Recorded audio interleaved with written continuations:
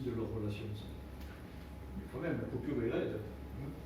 Imaginez, ils ont vécu ensemble jusque-là, et là, d'un seul coup, il s'en va. Bon, au bout d'un an, il revient quand même, et à partir de là, on essaye de trouver un modus vivendi. Vous voyez qu'ils restent quand même pas mal de temps ensemble, là. Mais Paul, il a envie d'autre chose. Donc, peu à peu, il prend sa distance, il repart en Provence, il repart en Provence, et puis alors là, commence quelque chose de beaucoup plus grave. Il part en Provence pour 3 mois, mais ces 3 mois vont durer 3 ans. C'est-à-dire que tous les 3 mois, il dit, ah ben, finalement, je reste. Donc là, on est vraiment au bord de la rupture totale. Donc aussi, il y a un peu le visage qu'on peut imaginer qu'ils se font lorsqu'ils rentrent de la Provence. Pourtant, c'est pas particulièrement gai. Paul non plus. On comprend que ça ne peut pas durer, quoi. Pourtant, de temps en temps, malgré tout, il y a eu quelques moments de rémission. Par exemple, c'est en 81, je crois, ça, je ne me souviens plus, mais c'est quelque chose comme ça. Il est allé repeindre le gâteau avec Pissarro,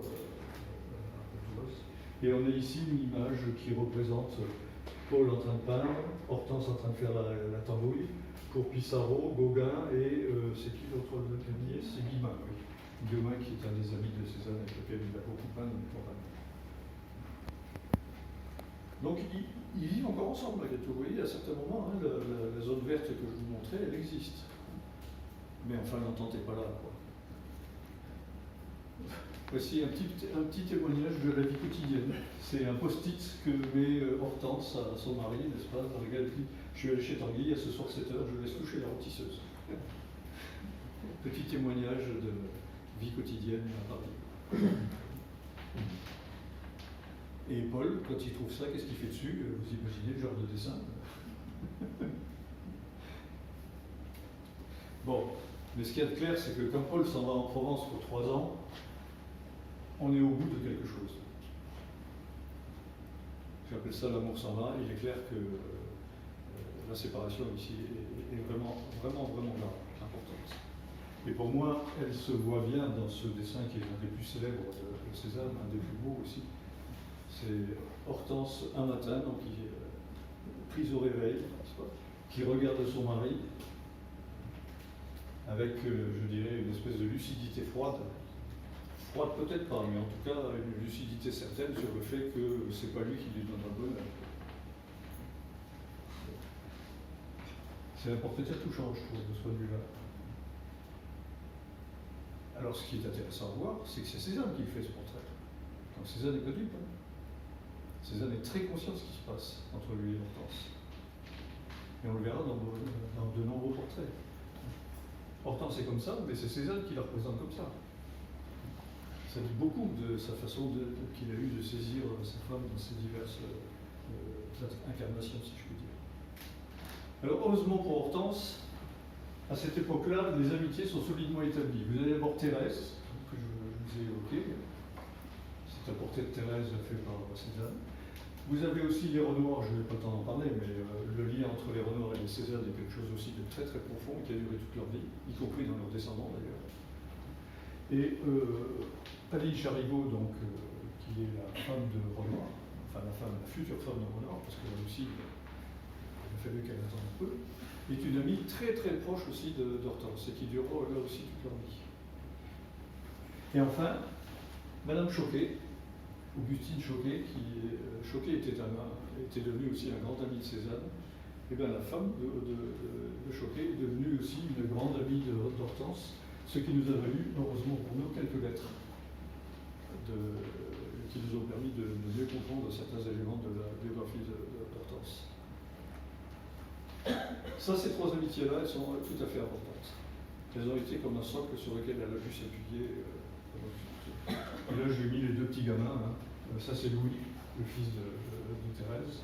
Et dans la même époque, donc, on a un portrait de Paul, parmi tant d'autres. Ils sont d'ailleurs un petit peu éloignés. Bon, 85, nouvelle crise. Normalement, hein, ça fait 3 ans qu'il n'a plus vu sa femme. Enfin, si, il l'a vu puisque le portrait que je vous ai montré précédemment d'Hortense au réveil, c'est un moment où Hortense, pendant ces 3 ans, est quand même venue le voir et a passé 1 mois à l'Estac. Ce portrait a été fait à ce moment-là, comme un constat de ça va pas bien. La crise de la cinquantaine. Paul tombait éperdument amoureux de, on ne sait pas trop qui, on a plusieurs hypothèses, je passe. Et il lui écrit des choses qui sont absolument rigolotes et assez touchantes dans leur naïveté, quoi. Voire dans leur niaiserie. Je vous ai vu et vous m'avez permis de vous embrasser. Ah, à partir de ce moment, un trouble profond est passé, c'est de me gîter. Et si la douleur physique semble trouver quelque apaisement dans les cris du malheureux, n'est-il pas naturel, madame, que les tristesses morales cherchent un adoucissement dans la confession faite à être aveugle? Vous imaginez le vieil homme de 50 ans qui parle comme ça à la jeune servante qui doit avoir 25 ans. Ça doit effrayer. En tout cas, il tombe amoureux. Ça, c'est grave. Moyen pour sa sœur, d'ailleurs, grimpe au rideau et lui dit: tu files à Paris, tu vas retrouver Hortense et surtout le petit Paul. Parce que Marie, à cette époque-là, la sœur de Paul, connaît le petit aussi déjà. Le petit est très adoré par sa grand-mère. Marie, progressivement, deviendra aussi tout à fait fanatique du petit Paul. Et lui lèguera d'ailleurs tout son héritage. Bon. Il lui dit: ça suffit, hein, tu remontes à Paris. Donc il remonte à Paris. Et c'est le drame, parce que qu'est-ce que vous voulez, quand Hortense le voit, qu'il s'est fait. Il a demandé à Zola de lui servir de boîte aux lettres pour recevoir les lettres de la bien-aimée, qui ne lui écrit pas. Ils sont tous les deux réfugiés chez Renoir. Le couple Renoir, encore une fois, est très proche d'eux. Hortense et Aline, d'une part, et puis Renoir et Paul, qui sont très amis.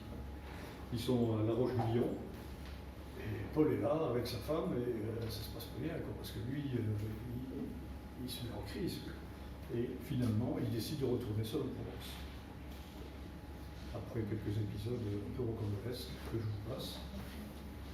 Il faut noter qu'à cette époque-là, d'ailleurs, quand il était dans cet état de crise de la cinquantaine, on a vu réapparaître un certain nombre de femmes plus ou moins érotiques dans son œuvre, ce qui avait un peu disparu avant.